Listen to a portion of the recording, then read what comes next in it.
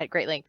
But I thought about this, like, what if this Filoni's like master plan here was that Ahsoka was like the one true Jedi, right? You know what I mean? Like, because she saw that it was corrupt and she walked away. What if that is the most Jedi thing to do? Like, what if like she is the most Jedi? You know what I mean? Like that.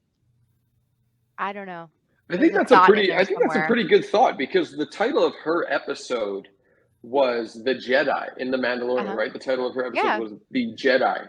And they refer to her as a Jedi, but she walked away before she was actually knighted to Hmm. be a Jedi. Because and so she never So got a military title, right? She never got she that kind of never thing. got a military And so title. here's the So other she thing too, could because be the Jedi. the Jedi. And so here's another, because she walks to the edge, right? She walks to the precipice of the darkness and she always turns back from it. And that's the thing that makes her, I think, the truest Jedi, because I just recently watched, the reason I'm referencing this is I just recently watched the season 2 finale of Rebels, where she meets Vader and discovers that he's Anakin for the first time. And when she first meets him, she says something like, "Oh, I thought that you could have been my master, but I was so wrong. You're so cruel," or "My master could have never been you."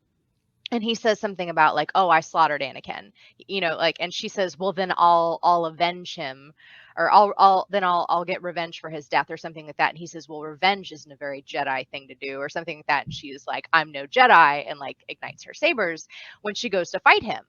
Like, and so she's fighting him passionately, right? Like she's not fighting him like a Jedi, but she's not really fighting him like a Sith. But then at the end, when she cuts off the face mask and he says Ahsoka and the whole thing, like she immediately returns to that place of like true Jedi, kind of thing. So she does have those moments where she goes right to the edge, right? That right to the precipice of almost embracing the dark, but she turns back. Like Luke does. Like that's Luke's story, right? He goes right to the edge. He goes right to that facing his own inner Mhm. demons, his own turmoil, but he comes back, and that's what makes him a Jedi.